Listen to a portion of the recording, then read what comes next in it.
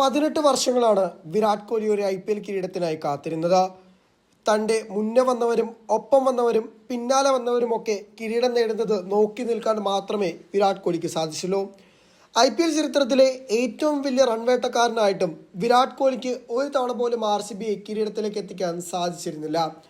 ക്യാപ്റ്റനായിരുന്ന സമയത്ത് ഏറെ വിമർശനങ്ങൾ നേരിട്ടതും ഇതിനായി തന്നെയായിരുന്നു. ക്യാപ്റ്റൻ എന്ന നിലയിൽ കോഹ്ലി കാര്യമായ നേട്ടങ്ങളൊന്നും നേടിയിരുന്നില്ല.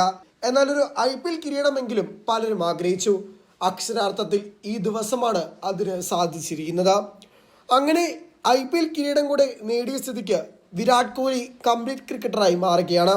അണ്ടർ-19 ലോകകപ്പ്, ഏകദിന ലോകകപ്പ്, T20 world cup, T20 world കപ്പിലെ player of the tournament, ODI world കപ്പിലെ player of the tournament, champions trophy 2 തവണ, T20 Asia cup, ODI Asia cup 2 തവണ, IPL ഓറഞ്ച് ക്യാപ്പ്, IPLിലെ ഏറ്റവും വാല്യുബിൾ താരം, 10 ICC അവാർഡുകൾ. അതിനപ്പുറമാണ് വിരാട് കോഹ്ലി ഒരു IPL കിരീടം സ്വന്തമാക്കുന്നത്. ഇതോടുകൂടി കോഹ്ലിയുടെ കിരീട കോളങ്ങളെല്ലാം തികഞ്ഞു കഴിഞ്ഞു. ആകെ ബാക്കിയുള്ളതിന് വേൾഡ് ടെസ്റ്റ് ചാമ്പ്യൻഷിപ്പ് ആയിരുന്നു. എന്നാൽ കോഹ്ലി അത് ലഭിക്കാതെ ടെസ്റ്റ് ക്രിക്കറ്റിൽ നിന്നും വിരമിക്കലും പ്രഖ്യാപിച്ചു. കോഹ്ലിയെ സംബന്ധിച്ചിടത്തോളം ലോക ക്രിക്കറ്റിലെ ഈ തലമുറയിലെ ഏറ്റവും മികച്ച താരമാണ് കോഹ്ലി. എന്നാൽ IPL കിരീടത്തിനായി ഇത്രയും കാത്തിരിക്കേണ്ടി